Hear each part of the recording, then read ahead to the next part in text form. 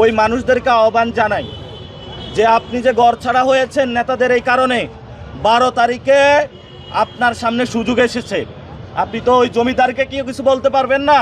12 তারিখে রায় দিবেন জমিদারদের বিপক্ষে। জমিদারদের বাসায় আমরা চা নাস্তা বিরিয়ানি নিয়ে শাহজাহানপুরে যাব এবং ওনাদেরকে যায় আমাদের বিজয়ী বিরিয়ানি খাওয়াবো ওনাদেরকে ইনশাআল্লাহ। এবং আমরা জনগণের পক্ষে। আমরা এখানে বড় শোডাউন, আমাদের কাছে দুর্নীতির টাকা নাই, চাঁদাবাজি সন্ত্রাসীর টাকা নাই, মাফিয়ার টাকা নাই।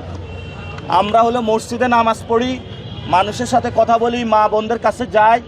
মা বোন মসজিদের মুসল্লিরা আমাকে জানাইছে এবার টাকা দিয়ে কেউ ভোট কিনতে পারবে না। এবং বিএনপিরও অনেক লোক বলেছে যে আমার ছেলে আন্দোলনে গিয়ে শহীদ হয়েছে।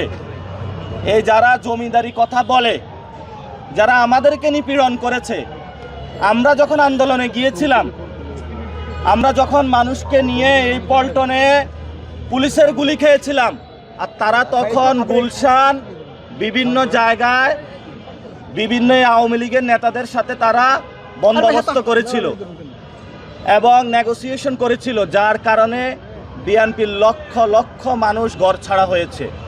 ওই মানুষদেরকে আহ্বান জানাই যে আপনি যে ঘরছাড়া হয়েছেন নেতাদের এই কারণে 12 তারিখে আপনার সামনে সুযোগ এসেছে।